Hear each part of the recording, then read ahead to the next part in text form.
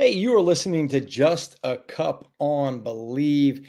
I'm Coach Bryan Fetzer, and today I have an incredible individual that I'm going to get the chance to share and kind of share her story with you. Have you ever done a ton of things, but only got a score for one thing? Well, kind of the premise of the combined events in track and field, where you're competing in a bunch of different events and it only kind of tallies to one score. So we'll get into that. It's a little bit confusing, but this young lady, Jadin O'Brien, is incredible to say the least. Three-time NCAA champ in the pentathlon, two-time Olympic trials qualifier, a current student at the University of Notre Dame. The Fighting Irish, Jadin, I'm beyond fired up to get a chance to talk to you. And I shared with you a little bit of things before that, you didn't know I was really a college coach before and kind of coached your event. Yeah. Well, Brian, I'm so excited to be here and just tell my story, get to know you. And yeah, I can't wait. This is awesome. Okay. First off, how did you get into track and field? Like how was that even come about? So honestly, it came from my mom. Both my parents were Division I athletes. My mom ran track at Bowling Green State University. She was a four hurdler. And then my dad played football. And he later went on to play for the Buffalo Bills and the Patriots. So sports have always been a part of my life.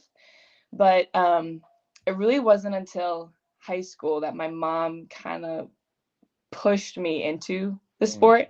I had done middle school track, but kind of had the mindset of like, this is just going to get me in shape for soccer. Because I was a big soccer player, I was a big basketball player. Like, track was definitely the sport that I cared the least about until I got to high school. And my mom likes to tell a story. She's like, I mean, she came out running. Like, I've always been fast. So by the time I hit high school, I was kind of burnt out of soccer and decided to focus on track, and it worked out. What's your favorite event in the pentathlon or the heptathlon, both? So I kind of cheat when people ask me this answer because it changes. It changes. Like, I really love the hurdles. I really love long jump, and I really love shot put.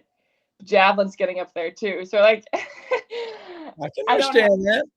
I don't have like one specific favorite. I would say it changes with what's the one that gives you the most problems?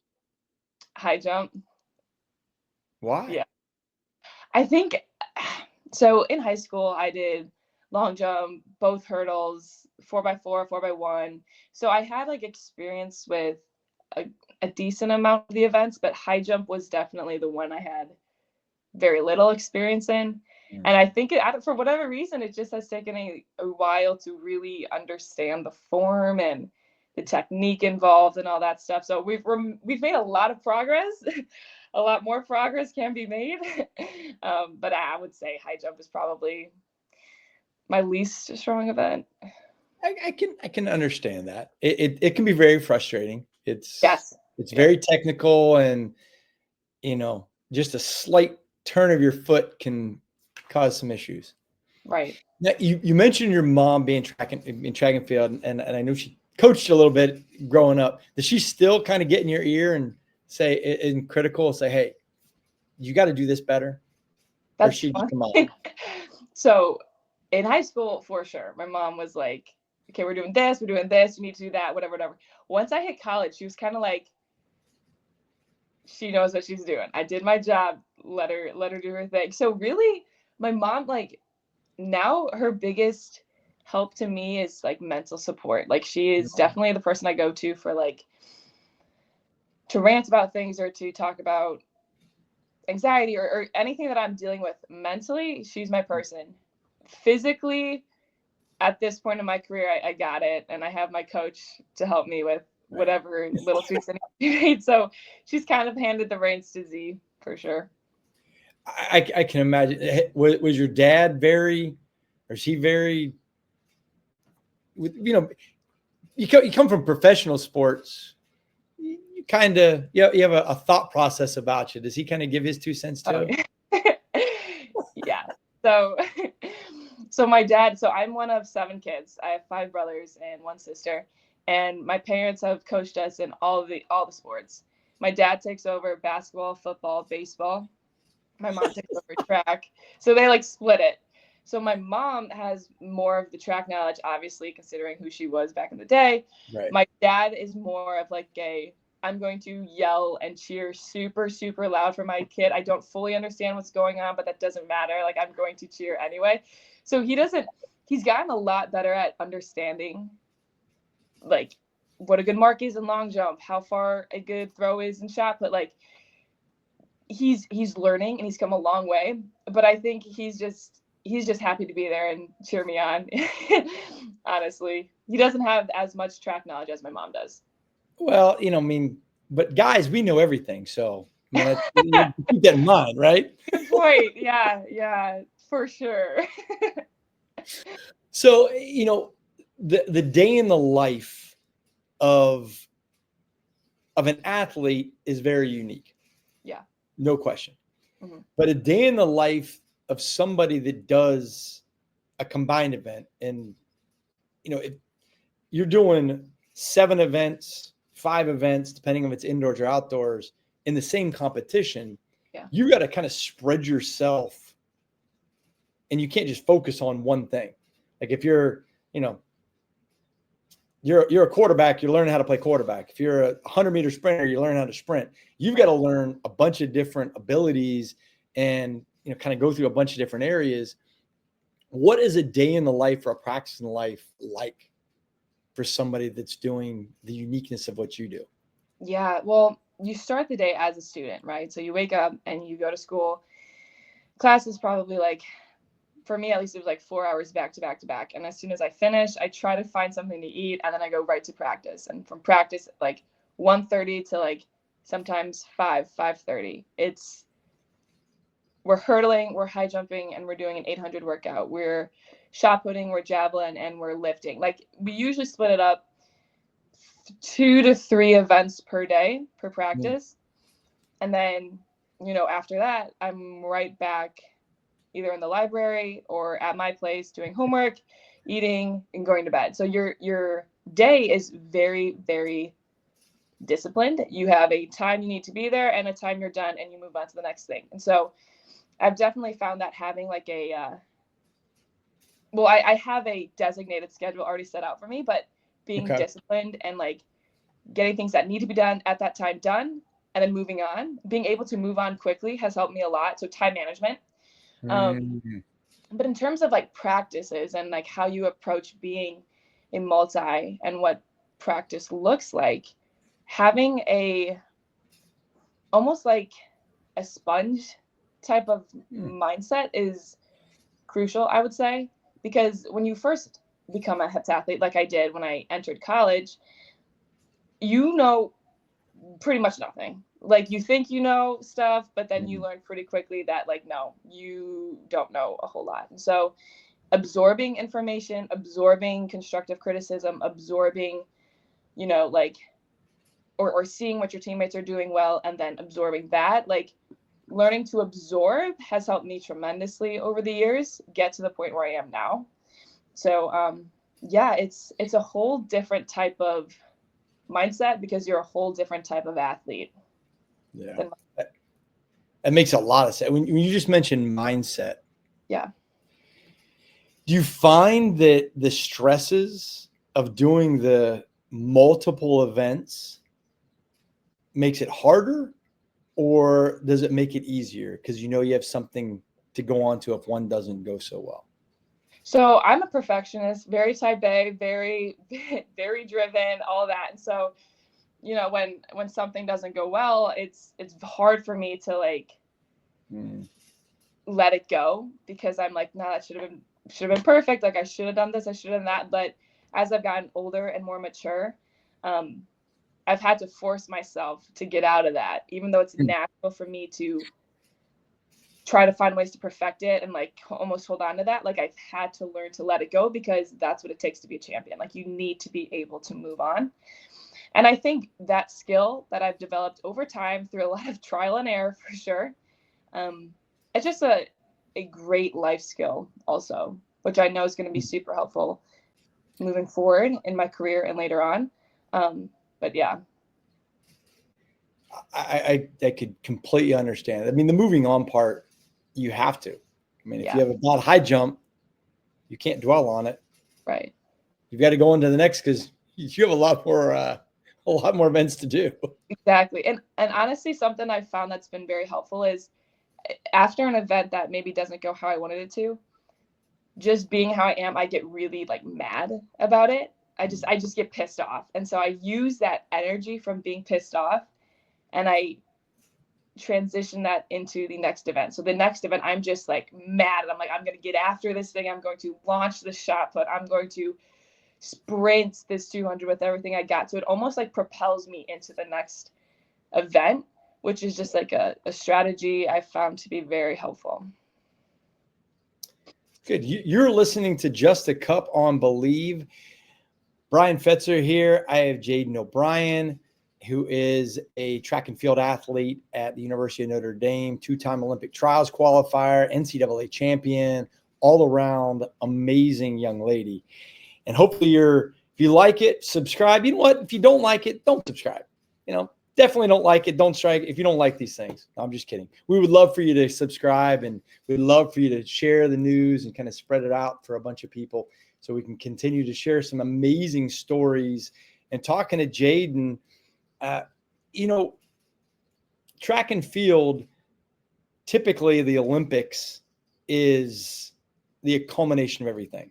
Right. And after the Olympics goes by, I think some people think that track and field athletes don't do anything, but just kind of hang out for the next 3 years until, it's time to be in the Olympics again. When you start thinking of the future for you, finishing up at Notre Dame, what's next? Yeah, good question. So, after the NCAA championships in June, I'll turn pro. So I'll be a professional heptathlete, and ideally, and God willing, everything goes through, I'll sign with Under Armour. And after that, I'll be competing until the USA Championships in August, hopefully qualify for the world team and compete in Tokyo. And then after that, I'm going to honestly pull a Lolo Jones is the easiest way to say that. And I'm going to switch over to bobsled. What? Oh, hold on. Okay. Yeah. Switch over to bobsled. Yeah. So that was a nice, just drop the nugget in. Yeah. Why? So last year, basically the Olympic team reached out and they're like, hey, we would love for you to try out for our team. And at first I was like, okay, how legit is this? Like, is this a scam? Like, whatever. So I kind of ignored it and they kept reaching out. And I was like, okay, this sounds interesting. I'd like to learn more about it. And luckily at Notre Dame, there's quite a few people within the athletic department that have either bobsledded for Team USA or worked with Team USA bobsled. And so honestly, since my sophomore year, I've had people like pushing like, hey, like you should try this. You should give it a shot. And I'm like, yeah, okay, whatever. But then as they kept like reaching out, I was like, okay, this is something that could be really, really cool. And so, after Worlds, I'll switch over to bobsled, train with the team, try out for the Olympic team, and then, God willing, make the Winter Olympics in bobsled. That is so absolutely amazing. But when you think about the athletic ability of somebody in the sport of track and field, it's because you have to push, you have to be strong, you have to be fast, be able to transition over to bobsled. That makes great sense. And it's obviously there's a few people that have done it in the past that have done pretty well. Right. Yeah, I know, exactly. And honestly, I'm like, what's the worst that could happen? Like, I don't make it, but I had that experience. Like, that's pretty cool. So I'll take it. That is awesome. Have you started watching, technical aspects of the bobsled? Because, as somebody that doesn't know anything about it, when I see them crash, that's the only thing I think of. Yeah. And my assistant coach at Virginia, Martin Merich, he did bobsled for the Croatian team for a little bit. And I will remember a staff meeting. He gets back from doing it, and while he was coaching, I remember the staff meeting, Pete Watson, who's the head coach at BC right now. Pete, first thing he asked, he goes, "Did you crash?" That was the only thing he asked. He didn't ask, "Did he do well?" It was, "Did you crash?" And he showed us footage of him crashing. And I'm like, yeah. Mm-hmm. So what's your mom think about that? So she's seen Cool Runnings, and that's about as much as she knows about bobsled. So I think she really hasn't brought up, hey, what if you crash? Because honestly, I haven't really thought that much about it either. I'm just planning on not crashing. So, but she's like, what a cool opportunity. Just go for it. So I think I'll delay the whole talk about what if I crash type of thing until I have to. Yeah, wait, I mean, that's fair. It's a fair statement. Yeah. What has been a favorite place you've got to go to and compete in? So I was able to represent Team USA in Germany at the Thorpe Cup, and then also in Costa Rica for the NAGAC championships. That was awesome. That was super, super cool. Just competing internationally for Team USA. Amazing. And the people I met there, you can't beat. In terms of within the United States, I would say, Hayward Field, like you can't beat a stadium like that. There's just so much magic behind there, and it's awesome. Every time I compete there, I'm in awe. So I love that stadium. But I mean, also like Texas is pretty sick too. Like there's a lot of really cool places, but I think it's different when you're wearing the Team USA gear and you're representing your country. Like there's something really cool about that, you know. So you get to spend a whole day with a group of athletes doing a combined event. So you're going from one event to the next. What do you talk about? Or do you talk? Do you pull a Rory McIlroy and say, "Hey, I'm not talking to anybody the whole day," or do you chit chat about different things? So, I mean, you know this, but there's two types of athletes. There's one athlete who is very nervous and needs to talk to like stay sane. There's another athlete who needs to just lock in and just kind of cut out any distractions, doesn't talk very much, like just stays locked in. That's me. So I'm more of like you could talk to me, I'm going to be nice and respond, but that's probably as far as the conversation's going to go. You guys aren't like planning family vacations and like, hey, what we're doing.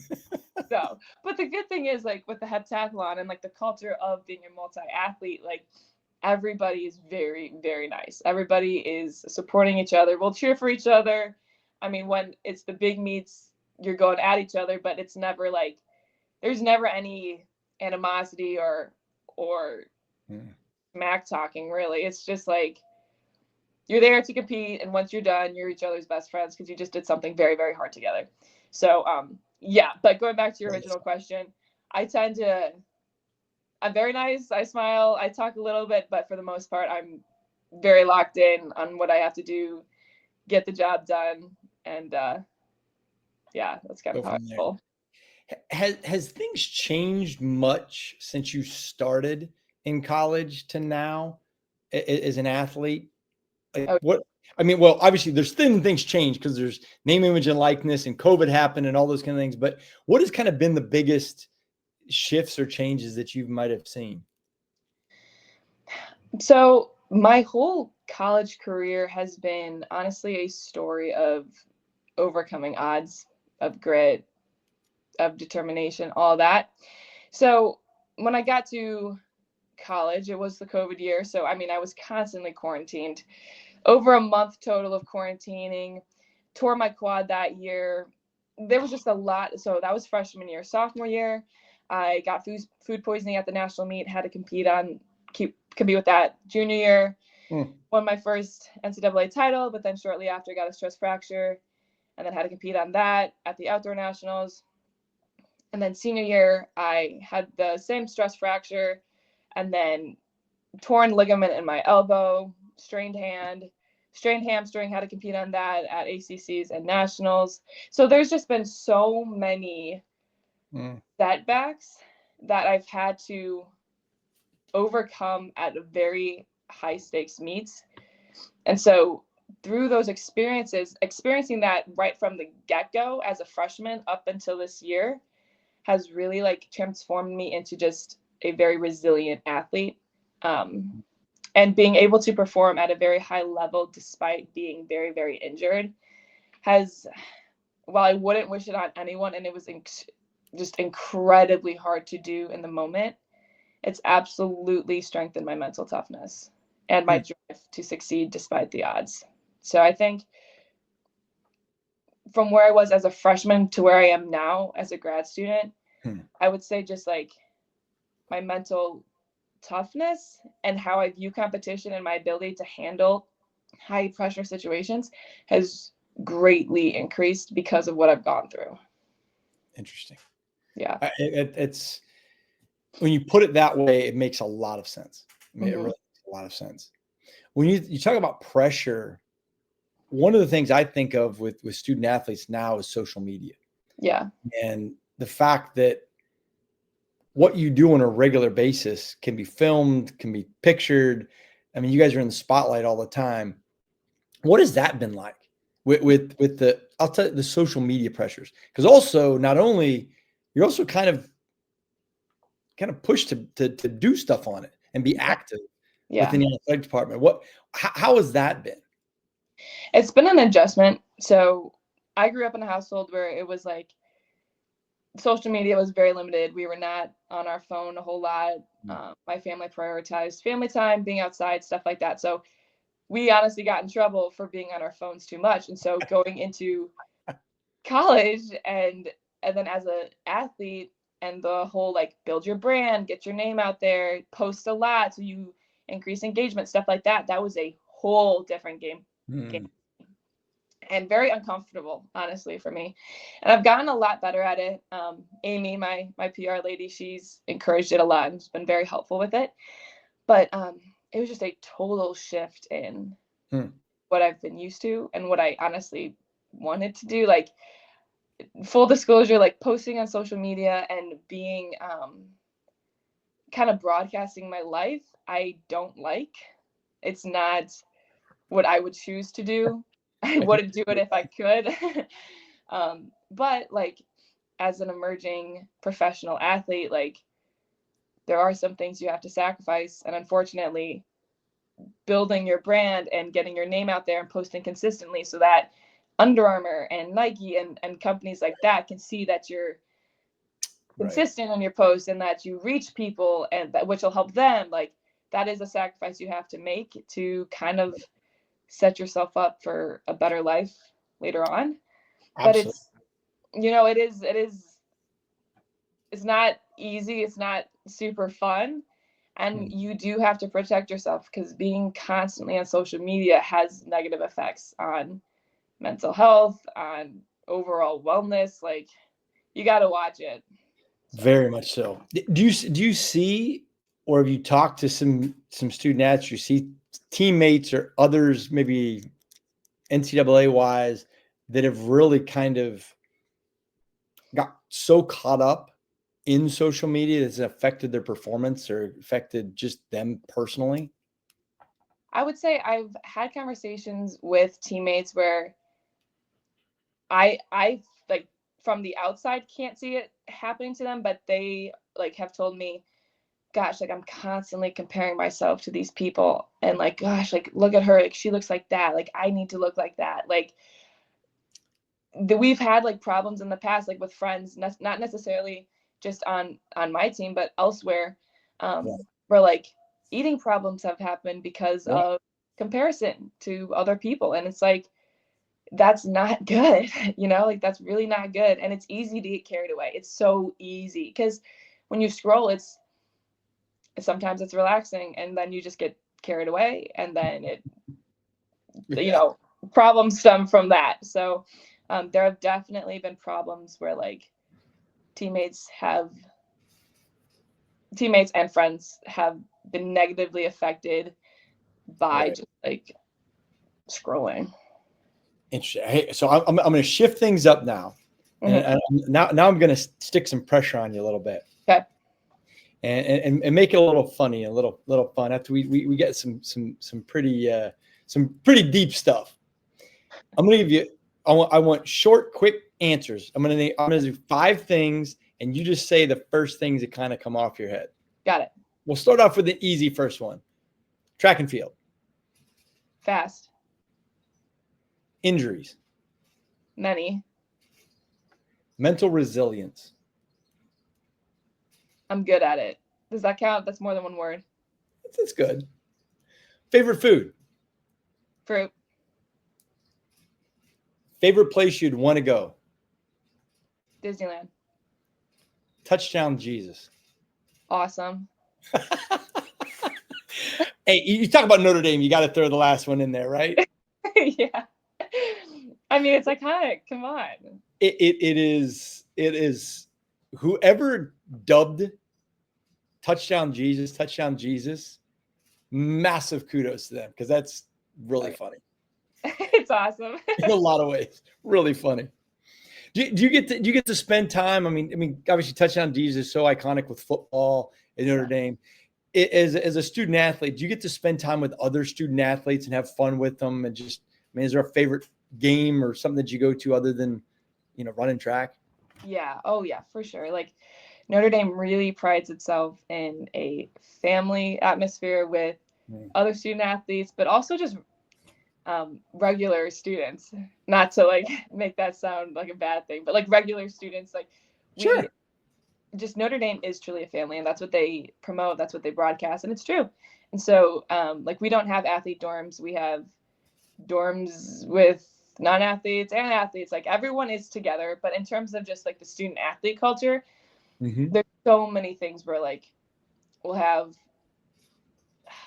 like dinners with all the athletes, and we'll have different events with just the athletes. We'll have award shows with all the athletes. Like, we do very much support each other. We'll go to each other's events. Like, it's just a really great culture. And I mean, obviously football games are awesome, but lacrosse games, basketball games, like, we're all there. It's awesome. What made you choose Notre Dame? Because I mean, you got recruited by a lot of people. Why Notre Dame? 3 things. First was faith. So I'm Catholic, and I wanted to go to a university where I could practice my faith openly and proudly and not be embarrassed to be a Christian. So that was first, and I knew I would find that at Notre Dame. Second was academics. If for whatever reason track didn't work out, or I had a career-ending injury, which I was close to multiple times, I wanted to make sure that I had a network and a resume that would carry me for the rest of my life. I would be set up for success the rest of my life, and I found that at Notre Dame. And then lastly, athletics. I wanted to go to a place where I would become the best athlete I could be, and I knew I would find that at Notre Dame. When I was on my recruiting trip, I was on the phone with Coach Z, my coach, and I was like, Coach, I'm just going to say this. I want to go to the Olympics. Do you think you can will you help me make that happen? And he's like, oh yeah, 100%. We will make that happen. And so, like, hearing that, I was like, okay, sign me up. That's awesome. And proof is in the pudding. I mean, shoot, 3 NCAA championships, Olympic trials. I mean, those kind of things you've obviously been able to build and continue to grow as an athlete and continue to improve. It's so amazing. I mean, you definitely portray some amazing confidence, which is great. Beyond great. I love it. Excited to see the performances, kind of in the coming weeks, and super intrigued about the whole bobsled situation. That's awesome. Awesome. Hopefully you like cold. Well, you went to Notre Dame, so you're from Wisconsin. Good. What? Okay. Do you like cheese curds? I do. I mean, is that the most iconic Wisconsin food? It has rich cheese. It's one of cheese. Like, I mean, the first thing I hear when I say, yeah, I'm from Wisconsin, I'm like, oh, so like cheese. I'm like, yes, we have things. I'd say cheers or cheese brats. I mean, beer, if you drink beer, like there's there's a lot of good things coming from Wisconsin. Hey, I've got to tell you this. So the first time I ever was in, Wisconsin, really, I asked a friend who used to work at one of the universities there, and he said, just get cheese curds and a spotted cow. And I'm like, what? And he goes, just when you go into the restaurant, that's what you need to ask for. I'm like, okay. So I sit down, they go, what do you want? I go, I want cheese curds and spotted cow. I don't know what a spotted cow is. And they're like, oh, it's a beer. I'm like, well, I don't drink beer. And they're like, well, then why would you want a spotted cow? I was like, I thought it was like a burger or something. I didn't know. I mean, I thought he was playing with me a little bit. So yes, I can understand the beer part. Yes. Yeah. So what's going to be down the road? Let's say when it's all said and done. Yeah. No more track and field, no more bobsled. What's that part of life look like for Jadin? Yeah. I've thought about that. And I really would love to stay involved with sports. I would say business and sports, a combination of the two in some way, shape, or form. I've often said like marketing for the NFL or the NBA or whatever sports organization, but like being involved in just like sports and talking to people, networking. Like I love that. I love public speaking. I love meeting new people. I love promoting things I'm passionate about. So something along those lines. I could see happening. Also, inspirational speaking. I think my story is a story that a lot of people can use to help them in some capacity, and I would love to just broadcast to those and be a powerful force for good, and whatever it ends up being. So, with that said, how can somebody get in touch with you for you to be able to share your story? Yeah, well, you can DM me on Instagram. Jadin O'Brien is my name. LinkedIn, you can also reach out to me on LinkedIn. Through Notre Dame, I mean, my number is out there, so you could somehow find my number. I love it. No, I think you'll be very well sought after. Already are, but even more so as it goes. My one last question for you. If you had to look back to the you in high school, what advice would you give yourself?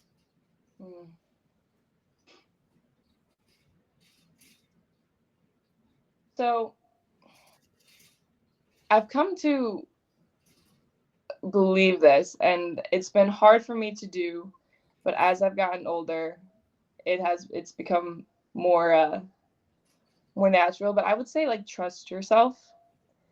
I would say, yeah, trust yourself and then just keep going. So when I was young, I had a disease called PANDAS. And essentially what that did to me was it took away all the spark of life I had. So essentially I was constantly plagued from the age of 5 to 5th grade with super dark, violent thoughts. I thought that if I touched something like a door handle, then someone in my family was going to die. Or if I looked at that tree, then something bad was going to happen. Like, so I was constantly plagued with terror, and I couldn't smile. I couldn't run. I couldn't look people in the eye. I couldn't do schoolwork. I became a shell of a human from the ages of 5 to 5th grade. And so by the grace of God, through a lot of prayer and through different support, we were able to find out that I was just full of strep, which is what caused the disease PANDAS. And so I eventually was able to get through it. It's definitely left scars, but then going on through like middle school and high school, and then what I've had to deal with in college, like there have been a lot of bumps in the road. There have been so many bumps in the road, a lot of setbacks that could have stopped me. But I think going through PANDAS at a young age increased the resilience I had. And so I would say, Jadin, like, and this goes for everybody listening, regardless of your age, like, Like, just keep going, like baby steps, just baby steps. That's what it takes to get out of whatever you're in and then to become great. Just like consistent baby steps moving forward. So trust yourself and keep going. That's amazing. That's awesome. That is, I'm glad I saved that question for the last, because that's an incredible way to kind of wrap things up. I mean, you obviously have done some incredible things. There's no doubt there's going to be more incredible things that go forward. And Jadin, I'm so fired up that you got a chance to join us on Just a Cup and share a little bit and talk. And I know the NCAA championships are coming up in a very short period of time. Were you competing in anything at the first and second round, or is it just for regionals? Yeah, I'm in the hurdles and long jump. So you're going to get to double duty and then get to take the talents on for the NCAA finals. Right. Awesome. Well, hey, wish you the best, and so excited to get to share. Again, social media, where can they find you? My Instagram is Jadin O'Brien, Jadin O'Brien. And feel free to reach out with any questions, comments, whatever it is. Awesome. Hey, thanks for joining us on Just a Cup. Jadin O'Brien, multi-time NCAA champion and track and field. We hope that you enjoy the episode. Make sure you check out the bio. A lot of Jadin stuff will be in there. And hopefully, you can get us on Spotify, Apple, but you can also see it on YouTube. And hopefully you will join us at another time. For another episode, Bryan Fetzer, have a great one. God bless.